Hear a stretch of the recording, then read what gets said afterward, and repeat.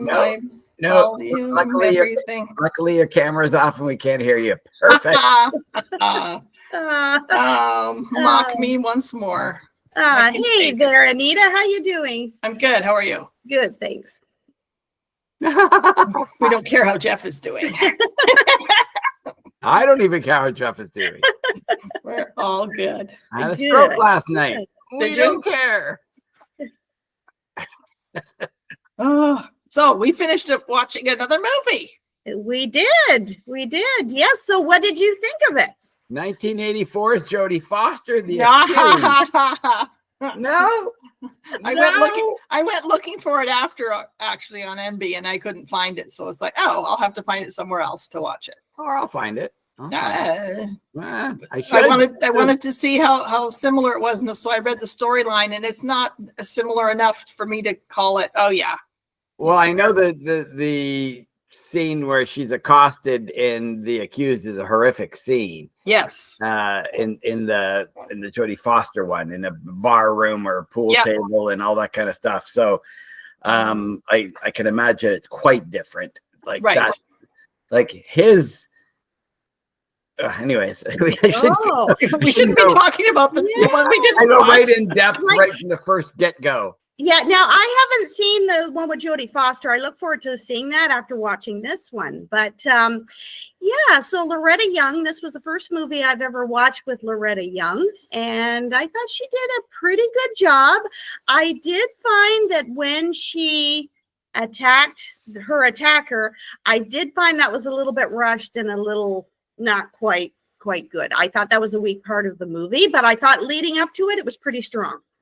So. But isn't that because you're judging that by today's standards, which back then a little bit of a you say no and you're a lady and no, I don't mean that. I mean just the actual scene of her hitting him. I thought it was just it was not directed well. That's what I mean. Yeah, not that. Right. It did seem a little clumsy. That's the word I'm looking for, Jeff. Yeah. Clumsy. Absolutely. No, I thought that was very powerful, but just that act, I just thought it was a little bit rushed, and he was like, oh, and he was immediately down. Yeah. Yeah. So that's what I thought. And her reaction was, it was, yeah. For actually having the gumption to actually whack him on the head, she went from but then it was a different time. It was 1949. They weren't allowed to say the word pregnant, on film. Right. I mean, you did need a kick him in the nuts moment first before. Yeah. That's a good start. Yeah. Her little no. That was what I thought. Well, part of it is like it. So it's 1949, but it sets you into this weird time of like she's a college professor and her one of her students ends up being her aggressor, but the kids are all wearing suits to school and it's just it's so foreign to me. And the fact that she was a woman teaching was actually pretty good, and she was smart enough to be a college professor, but it's like, boy, did she make some stupid moves in covering up something. This was based on a novel by Jane Truesdell. It's like that would be interesting to actually read one time. It was called Be Still, My Love. So I kind of didn't get the title. So I wondered how different it would be, because who is saying "Be still, my love"? Because it's not her. It's not him. Yeah, but it could be the second him.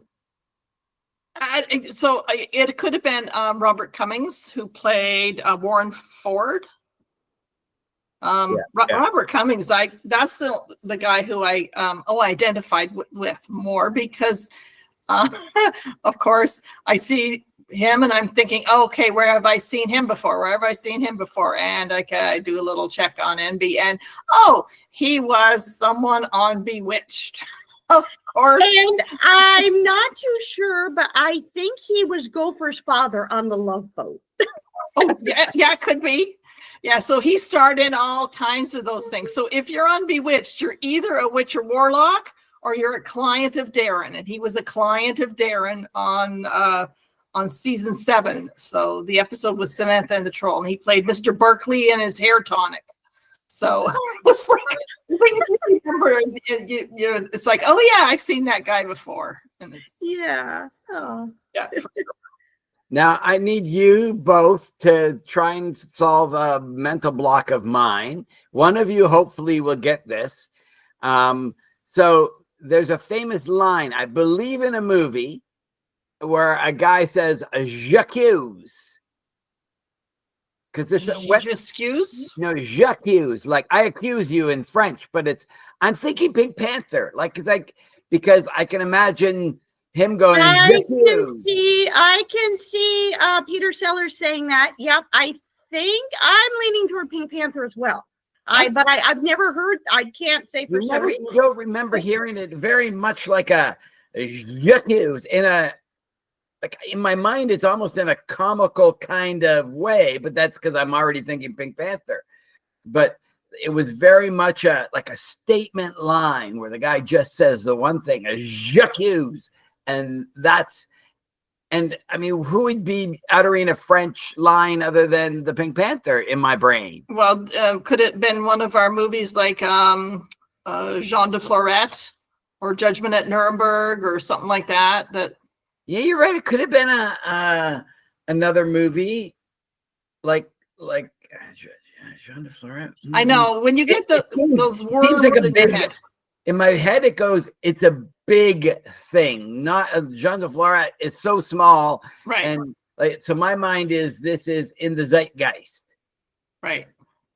So that maybe both of you can look that up. Okay. I asked Karine and she goes, "Oh, that's from," and she does this guy wrote this about this and Jacques, and I go, no, it's from some movie. Yeah. I know it may have actual legs somewhere, right? But I'm talking about the thing where somebody goes Jacques, and it was a big part of the movie. Right. Well, I had that with a couple of things, and one of them was I asked Facebook I remembered it was a guy and he put his hand up to say goodbye, and he just put his hand up and just kind of held it there for a minute, and it's like, oh, where's that from? And I finally, when I was watching Yours, Mine, and Ours, the first one with Lucille Ball, when her son goes off to the army, he says goodbye and he puts his hand up in his uniform and he just says goodbye, and it's like, oh, that's where it's from. I know. I think my sister I'm sorry, Stacey, but I think my sister just did a Hitler salute, and I am not happy at all with her Hitler salute. Okay, now don't say Hitler, because that's gonna flag you. Oh my gosh, we'll be flagged. That's right. They've brought it up. I just did it. No, I know. That's the thing. Because you did it and hit it. Jacques. Yeah. Oh, so I'm trying to think. I'm looking. We should get back to the movie. Why stop now? It's so fun to chat about other things too. Yes. Yeah. So I like the way in the story it kind of connected the things, like that student that she was kind of counseling. It was so upset about this boy who was treating her bad. Turns out to be the guy that Yeah. And then it turns out that her new boyfriend is the relative of the guy she killed, and these. It turns out that is comes up quite a bit. Well, I mean, it's not an accident. He's coming to see his nephew or whatever. Right, but he had mentioned that. He says, "I'm going to the airport to pick up my uncle," or whatever it was. And it's like, okay. I don't remember that. Yeah. And I think he was his guardian or something like that. Yeah. So and he knew he was a bit of a jerk. Yeah. And what did he say? He says he's a bad boy. He's a bad boy. Yeah. When they had Yeah. But when they talked about the narcissist thing, he stepped so quickly back and went, no, he just likes women. You know what I mean? He changed that so much. And I'm sitting there going, really? Yeah, I wouldn't know my nephew even if, you know, I was his charge, like to be able to say, no, he's not narcissist. I mean, he was pretty narcissistic in the way he was. And I thought that performance by that actor was pretty good, that young actor. I thought he was pretty convincing. You know, when he was in the classroom looking at her and kind of giving her these flirty little signals, and she's looking at him and trying to work away. I thought he did a pretty good job. Yeah. I found him annoying enough that I'm glad she killed him. Exactly. And Anita, that's what I always think, that if the character can get you like rile and think, oh, that guy's got to get something, that I think that's a sign of a good actor. When you think, oh boy, he really needs to, something needs to happen to this dude. I nominate Anita to the Supreme Court. No. He's so annoying. It's okay that you killed him. No, there's no comeuppance. A long time. Mom would have killed me when I stomped across the kitchen floor in my muddy boots. We're actually, I wonder if we have another sibling between you and Doug that was actually worse than you. That's right. That they let go. Yeah, that's right. Jeff told me about the lineage too, like about the dates of birth too. So he went from 4-year gap. Yeah, 63 to 67. Yeah, I'm pretty sure there's, you know, a kid there somewhere that we didn't turn out well, like we did. You ever see The Simpsons where Bart had a twin and he was in the attic because they put the evil twin up in the attic and Bart was let to live a regular life. And what happened in the episode was they found out later that Bart was the evil twin. They made a mistake. Oh, he was the good kid up in the attic. They let the wrong kid out. Yeah. So what I liked about this movie is there's a fair amount of tension. And it's I don't know, it wasn't too hokey. Like there was the tension of the hokier one was when she's like, she killed him and it's like, oh, is it going to be in the paper? And I'm going to burn the blouse. And that was just a little.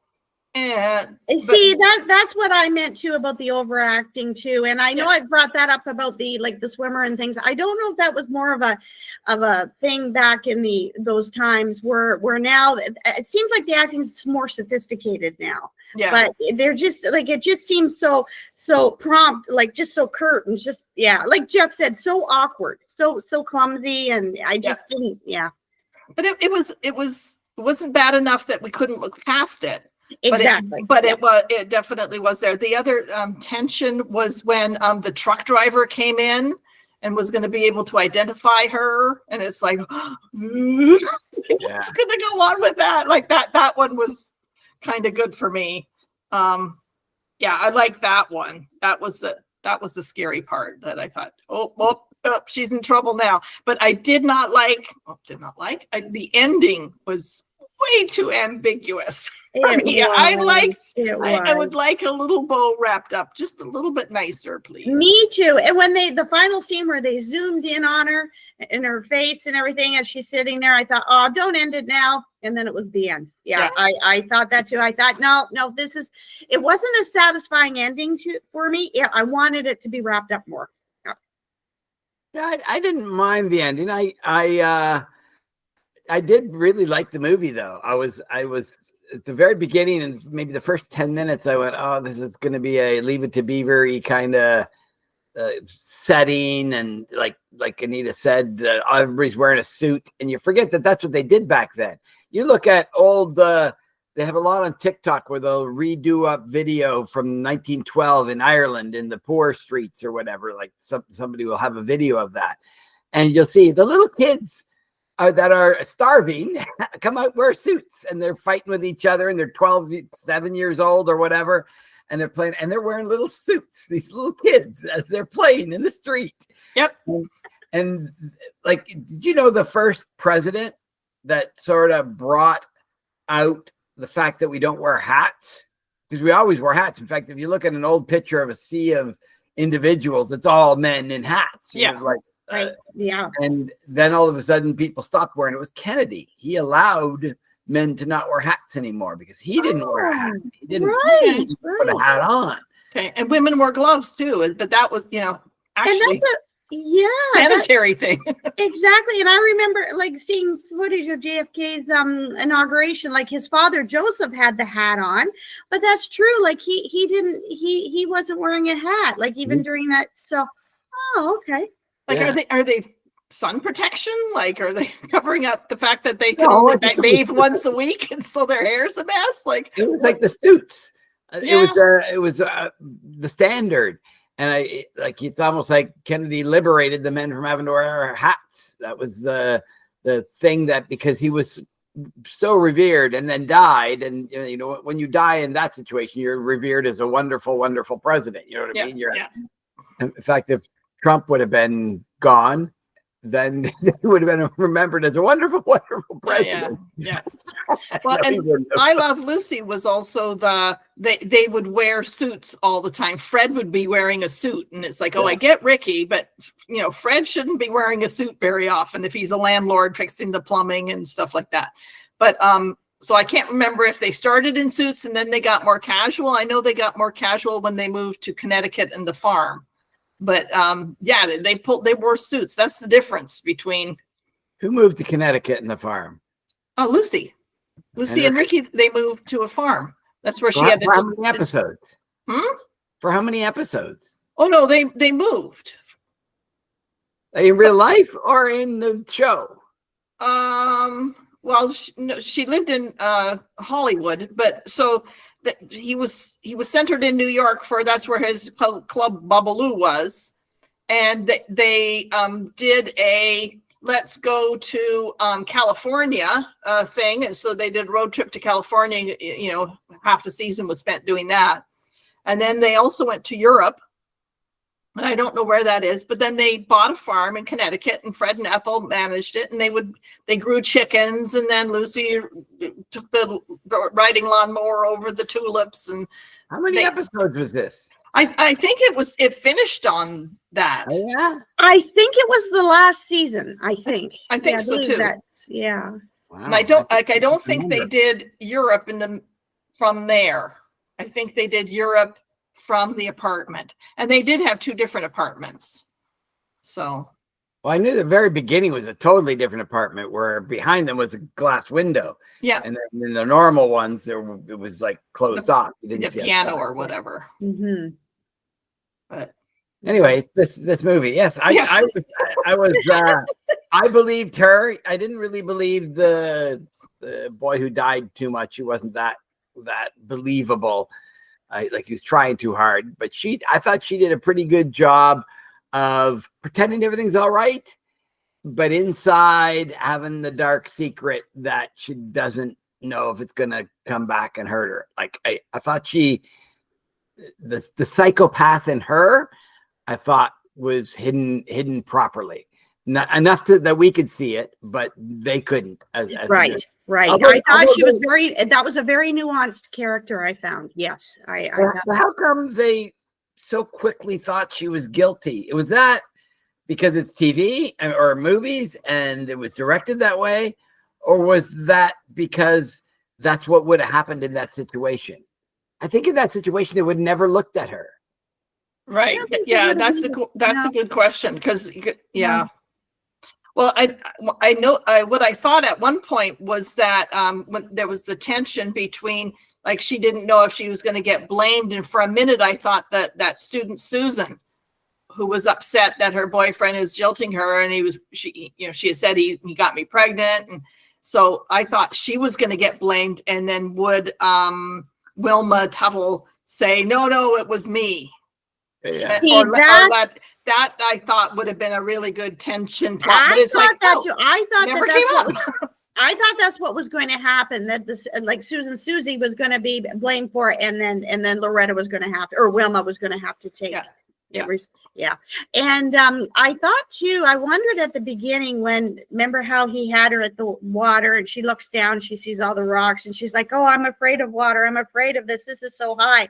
I thought they were going to do more of that psychologically with her, but yeah. Yeah, they didn't do so. That he was going to go scuba diving or clam fishing or whatever it was. So and apparently there was a path down, and so the picture on the book shows headlights looking out over the cliff, which reminded me of the submarine races. The idea that kids would go parking in the car and make out in the cars. That's what they would do. They'd go, find a place by a river. And my mom and dad have a story that by the St. Mary's River up by Sault Ste. Marie, Dad took her, they went to a movie and then they went and parked the car because you can't go to either one's house. So, okay, well, we're going to fool around a little bit in the car. And she said, he came a little bit too close to the water and got stuck. So they call it looking at, we were watching the submarine races. I think they were listening to a baseball game on the radio. And the submarine, why they call it the submarine race? Yeah, because there's nothing to watch, and so you have nothing to do, so you might as well fool around. That's right. Yeah. It doesn't exist. But you could say, no, they're right there. They're right. Like it's an excuse to get a girl to come out to the parking spot with you, and you say, I just witnessed the number 3 sub win. Yeah, and the girl goes, what? I didn't see it. Well, you weren't paying attention. You were preoccupied. That's right. But the idea that, the car started, like we said, the tide came in, but it's like, I don't think St. Mary's River has a tide. So I think he just parked too close to the water. And then when he went, I seem to remember hearing that story. Yeah. So, and they had enough characters too. They had the police officer, they had the forensic guy was kind of, I've seen him in other things too. So there was a bunch of other characters. So it was kind of fleshed out with that. We didn't see her have any like friends. Like I didn't think she had a landlady, but it was kind of fun watching her freak out about her guilt. Oh no, they heard this or they saw the blouse or they, all these little telltale things. So they were done okay, but they weren't done, really suspenseful or anything. It was just kind of, again, awkward. And about the funeral too, she said, whose funeral? There's a funeral? Yeah, it just, And then she was delirious. It's like, what did I say? But what would you have done in the situation? Now, I don't know. She didn't know she killed him, right? Yeah, she did. Yeah, I think she knew. Somebody over the head, you don't kill them. No, didn't she throw him off the cliff? No. Like she killed him that way. I'm saying you hit somebody hard enough, they go down. They're now knocked out, concussed, right? Bleeding, hemorrhaging, whatever the thing. You don't know. It might be minimal. It might be maximal. What just happened to them, right? But you don't know you've killed them. So when you throw them, I mean, she didn't check a pulse and look for breathing. She might have. Yeah, you're right. But we didn't see her wipe off fingerprints and stuff like that either. So what would you do in that situation and late at night and you have a reputation to uphold and that's all happened? Like, it's obvious you'd call the police and say this has happened and nobody's going to throw him over the cliff, are they? Yeah, I don't know. That's yeah. Did he even end up over the cliff? Like I can't remember how much she covered up. Yeah, and he had the water in his lungs. Remember the? Oh yeah. And that was interesting about the detail with the medical examiner talking about a cup and a half of water in his lungs. I thought, well, that's kind of different. Normally you don't hear that much detail, but apparently she did throw him off, and he hit the rocks, and he had injuries from that. But I just kind of found that funny, like a cup and a half of water in his lungs. Oh. But back then, that was Quincy MD. This was like, wow, like they can't say, well, DNA evidence means like there was like we didn't find fingerprints. Well, not even on the steering wheel. It's like, oh, okay. Doesn't that mean if he has a cup and a half of water in his lungs, he was alive when he hit the water? He's still breathing. Because if you're dead and you hit the water, you're not going to have water go into your lungs. And you see, that's a good point. Because I wondered I wonder if they're telling the viewer that to let us know that he was alive when he did hit the water. But then why didn't they go after her in the fear kind of thing and go, oh, he was alive and then he died afterwards. Well, therefore, it's the decision to push him off the cliff that is the murder. You know what I mean? Because like. The other thing I didn't kind of like, I don't remember, so it wasn't significant enough. The idea, because she was tried, her crime was for covering up up. That if she wasn't being tried for murder, she was tried for covering it up. Yeah. So I didn't catch the part where she said, no, but he came after me. Like she did. That wasn't in my head. That's not in my head. So I don't even know if it was done. Did she explain to the lawyer, to Warren, he attacked me and I was going to be raped. And so I just defended myself. Like well, for sure, because his diatribe to the jury was all based on that. Like, what, you can't accuse her because of, then you accuse the world, because it's the fear that she had that was right. But did we hear her say how it happened? No, because we didn't. Even when she was in court, we weren't sure that she's bleeding, that she did it. Like, all of a sudden you find out, because he sort of says that and you go, is she admitting it as he's saying it? And then all of a sudden you find out she did admit to it, and it's just saying that it was the fear that made me throw the body over the cliff. Yeah, but I mean, she's guilty of throwing the body over the cliff. But she didn't explain the fear. That's the thing. She didn't say I was almost raped, or he did this and he really scared. Like I don't recall that part of it. So whether or not she even did it, I can't recall. So either way, it wasn't strong enough for me to go, oh, she talked about the harrowing experience she had. And so we're not even talking about murder. We're talking about covering it up.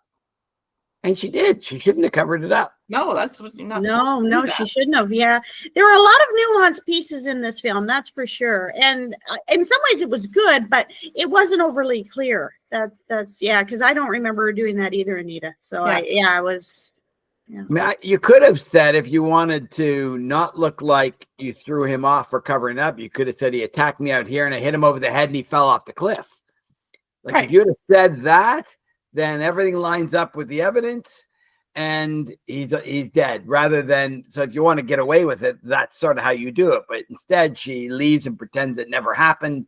And why would the cop, I sort of thought of Columbo at times when, the cop is playing, not dumb, but why would they call the trucking association to find out if truckers picked anybody up? Yeah. Because you're not doing that. I think he couched it with if they saw anything, but cars would have also saw anything, and you can't call all the cars. Right. So why you would do the truckers association to do that, and then be lucky enough that your murderer got into a truck? Like, I mean, what's the chances of that happening? A murderer would not.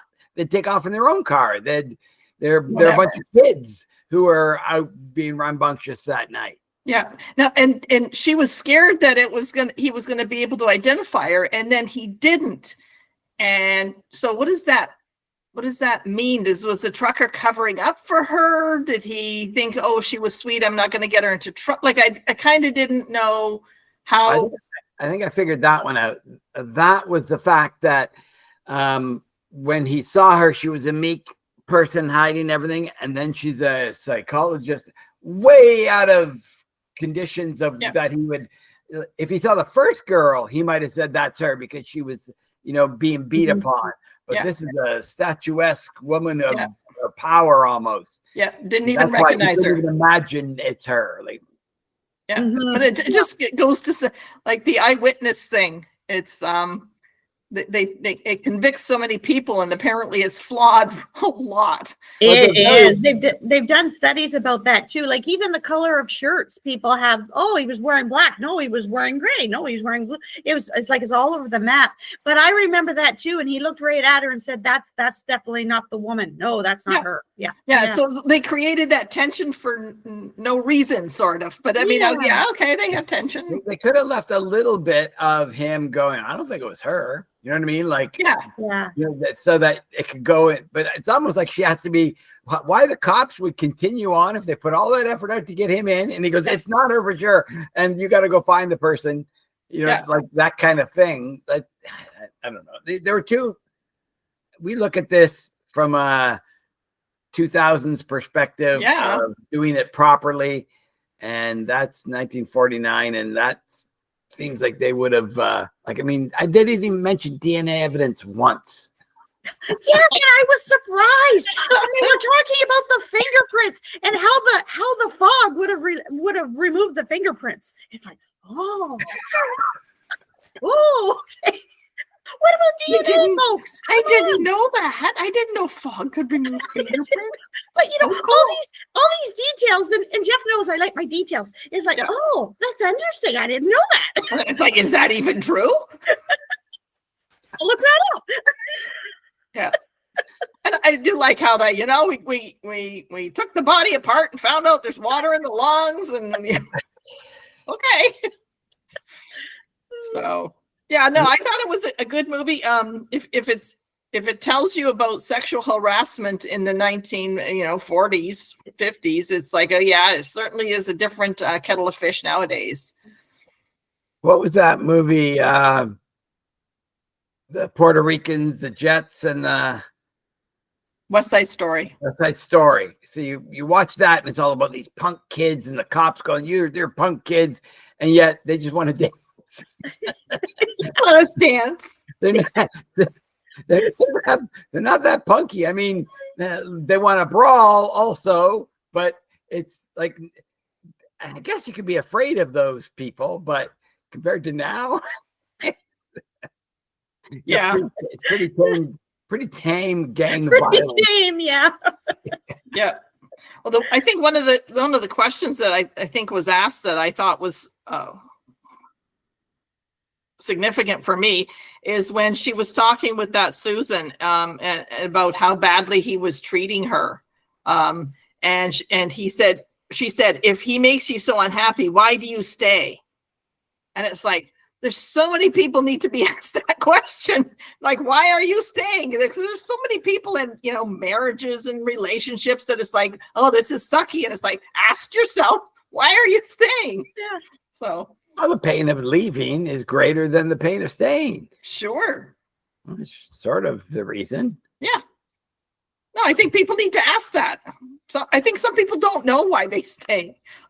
There's this woman who I know went through a difficult time, and she had an abuser and she left, and it's like, well, you had 2 kids with him. Why did you stay so long when he was that bad all along? Mm-hmm. Well, okay, that's what you don't ask yourself that question soon enough. I wonder if it's kind of like the frog in the boiling water, how the frog is, he's boiling away, and then the frog doesn't realize how hot it's getting until they jump out. I wonder if it's or die. Or die. Yeah. It's more like the scorpion on the frog's back in the river. Not joking. But yeah, it's always you went right to the frog boiling. Because I don't know, is it the whole point of that is that the frog dies because it boils to death because it stays in the water because it goes up slowly? It stays in the water too long and then just What's it supposed to do? Jump out because it's hot. It's water. You have nothing to put your feet against. It's water. He can get out. How can he get out? He's in a pot on the stove. You ever see a frog in a pond jump out of the water? No, you see them jump in the water and then onto the land. They don't jump out of the water. They're not dolphins that can rise out of the water. They die because it's getting hotter, and it's not like they're going, oh, this is nice. It's like a sauna. Well, it's nice at first. That's the whole point. It's like, oh, this is nice and warm. I like this. No, it's getting hot. Oh, it's getting very hot. Ow. No, frog legs. Frog legs. They're mine.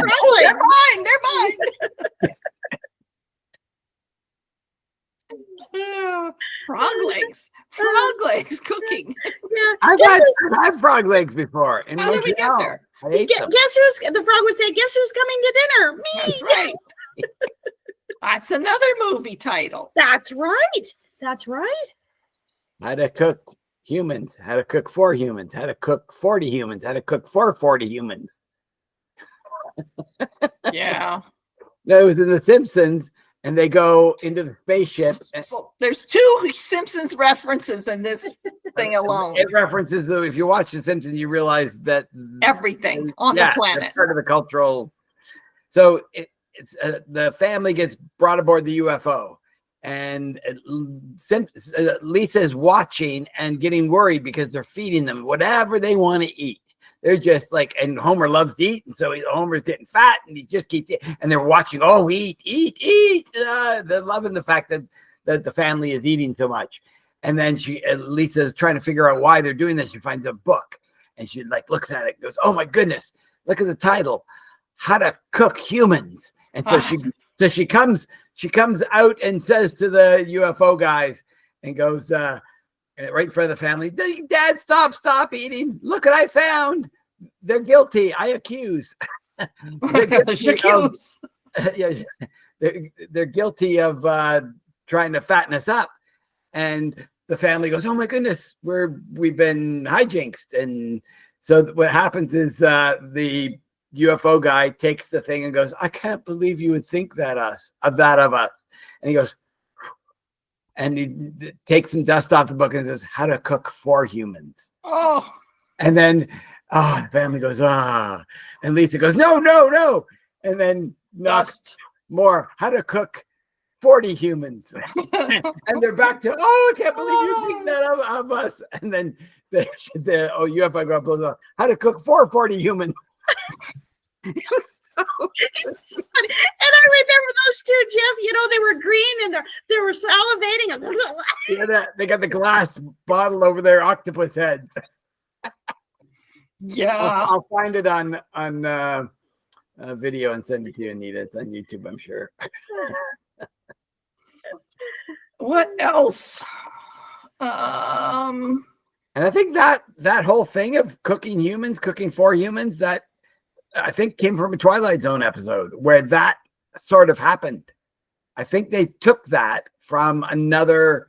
I'll look that up, and I'm pretty sure that whole thing came from a TV show or a movie about the cooking humans and the UFO. And okay. Yeah. It might have been like a serial killer in that a book or that kind of thing, but somebody had found a book and then they realized that what was on the book wasn't the thing that was.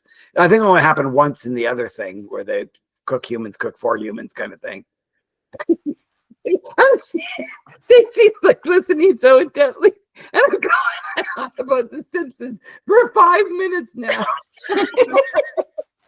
How long did you talk about the movie? 3 minutes and 82 seconds. Simpsons got just as much time. Should we just get Stacey to do this year's picks? Movie? Yeah, I think so too. Okay. What do you want to watch? Then we get to watch it. Well, you know what?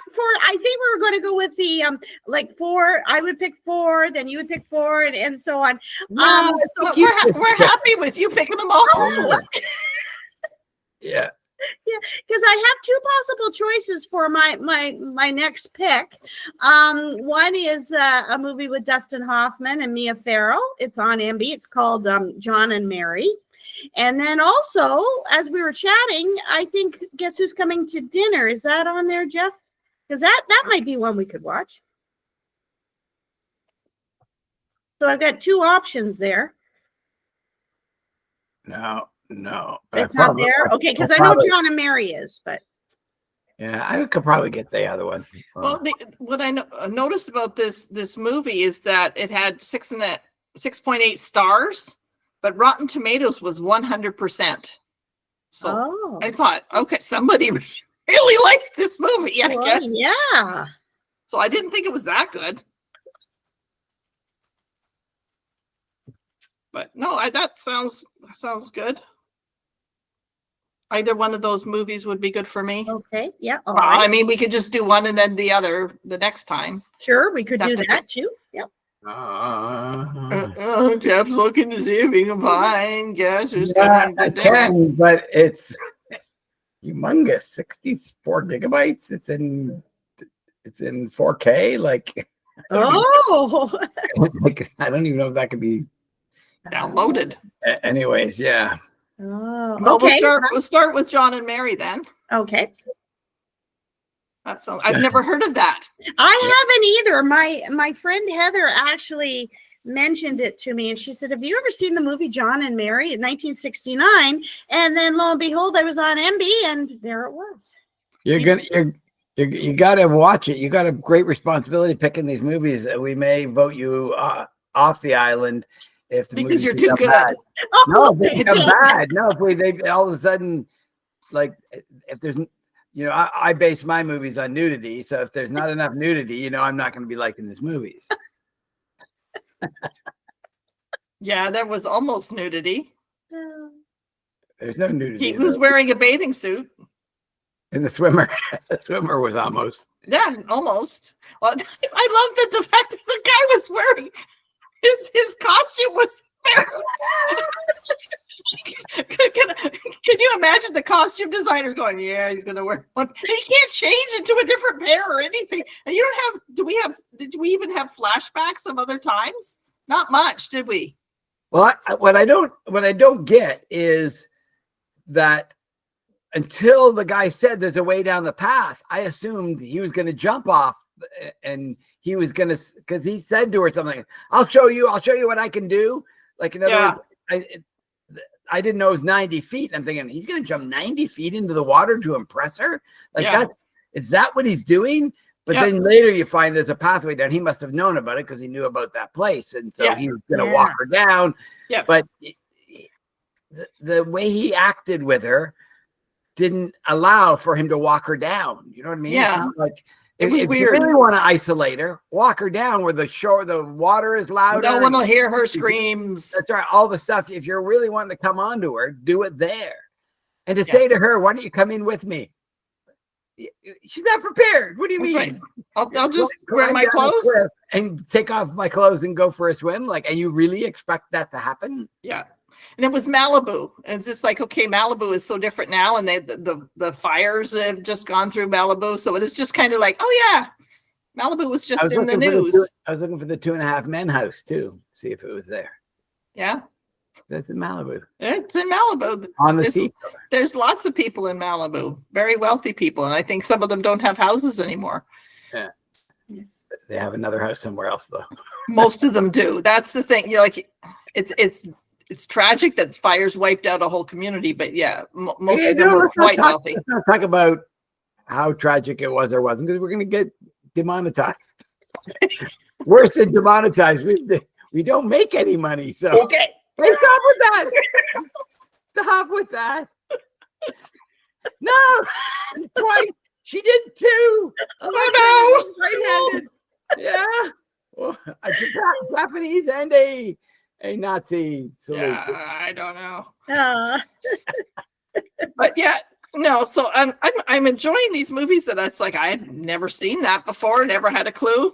And that's why I'm liking her picking them, is because she's going to pick stuff that aren't down our regular roads. Yeah. And a variety too, you know. And Jeff, you've got so many things on there. Like I just go on, like the movie and the TV series too, of course, as you know. But like lots of movies on there.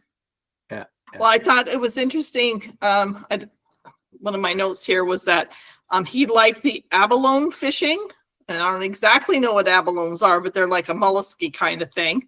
But he liked the fact that they were innocent, and he enjoyed the fight of catching an innocent creature. And I thought, ooh, that's part of the complex character. It's like, oh, so anyone who fishes, it's like, you're probably a psychopath. Yeah. Says the Nazi of the group. No. And they also the people there when they meet someone, they fall in love and they get married and let's go away. It's kind of like, oh, okay. Like we don't know of any of the plans of like and family, and we don't know any of that stuff. It just seems so foreign to say, let's get married. Oh, okay, let's run away. Okay, well, we got to first deal with this stuff and then we'll go away. Okay. But he had mentioned that he was in love with another girl that he defended. That's what he sort of started with. Remember when? I think so. Right. Something to him about another woman, and so he explained defending this person, and then you found out that he was in love with her. Yeah, and something to the point. She said, "Well, could you prove her innocence or something?" And he said something like, "Well, who said she was guilty?" You know, something to that effect. Yeah. Yep. Okay. Well, good. Very, very good. And we got to see All About Eve last month too, and that was one I've always wanted to see. So yeah. I've forgotten it already. Yeah. No, I have the list. We started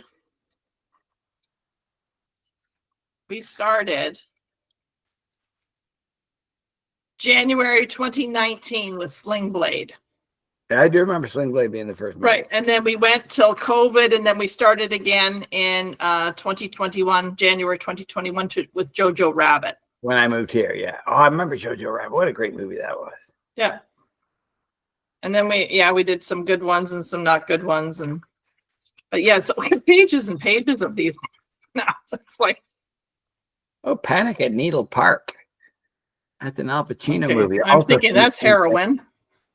Don't mention drug use, Jeff. Dark portrayal of a group of heroin addicts who hang out in Needle Park in New York City. Oh, you're so smart. My sister is so smart. But you didn't think Needle Park would be? I know. What did you think? Pine needles? Was it? No, it's knitting needles.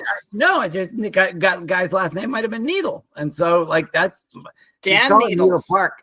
I would not have thought of drugs. That's just not what it would have come up in my head.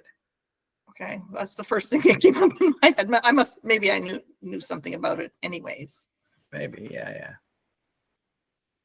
Okay. All right, so we'll see you on. Oh, before we go, Jennifer was most upset that we're having Stacey come on as our only fan, because Jennifer says, I've made comments on your thing. I've watched. She's yelling at me. She's like, how come you have Stacey? I said, well, you made a guest appearance when you walked by. Yeah, I'm your fan and I comment. Stop it.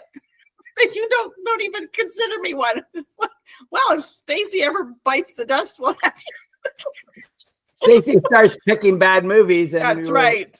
Yeah, we'll trade her for future considerations. So it's voting them off the island. So we were talking about that. So Stacey, one time for Christmas, it was Christmas time. We had the meal, and my dad had to go to Holland that day because his brother's funeral was going to be the next. So Jeff took him to the airport, and Christmas, which was always noisy and kids and just lots of action. And it was always, some people are saying, well, it's a bit much to be part of the LML family Christmas. But anyways, so when Jeff and Dad left, it was like, it got suddenly really quiet and kind of gentle. And it was like, oh, apparently it's Jeff who makes all the trouble. So it's like, oh yeah, if Jeff was here and we needed to vote someone off the island, we'll pick Jeff. Jeff. And then they said, but Jeff's not here, so we'll vote for Anita next. And it's like, oh my God. Anita, there's a list here? Oh, yes, there's a hierarchy. I was gone for like 6 years from Christmas. Were they great Christmases? No, just you and I tend to go overboard and get hyper, and mom's on that list too. Of Dad was always quiet and never got flustered and stuff, but Jeff and I will try and one up it ourselves in puns. I remember driving Dad to the airport. You know that? Do. When was this? Well, like what? When Omiop died. So it would have been the 90s. Yeah, I'd have to do some hunt. I have to go through my photo albums to figure that out. But I don't pump into the airport once. I don't think it was the year that you gave us the telescope. So it would have been early on. Yeah. Well, that would have been a cool gift, a telescope. It was a family gift that went around, and we did it for a long time, and now I don't know where it is. You have it back and it doesn't work? Well, the spotter scope was missing, and I gave it to Tracy's son, Alexander.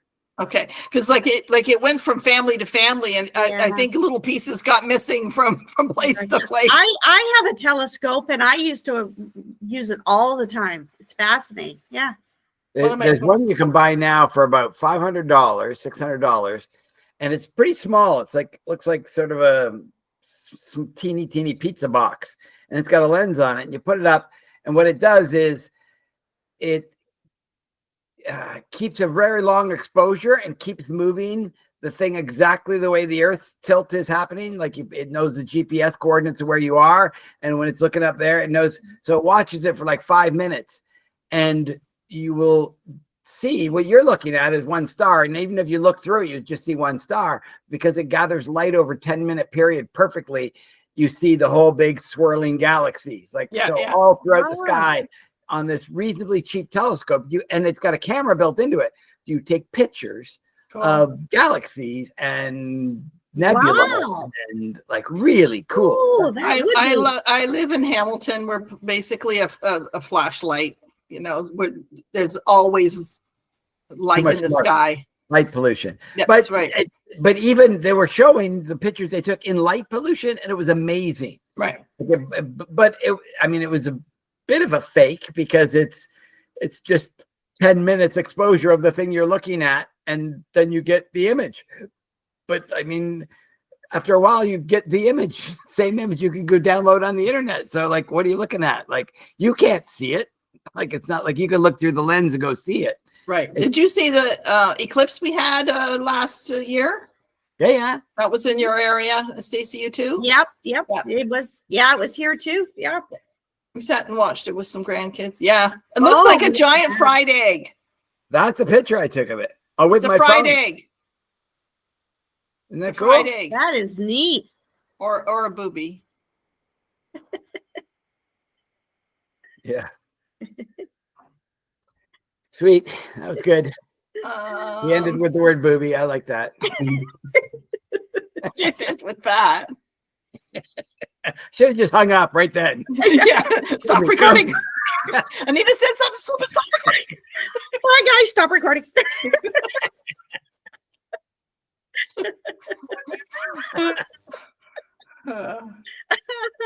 Oh, these are always so much fun. I used to, watch them as your only fan.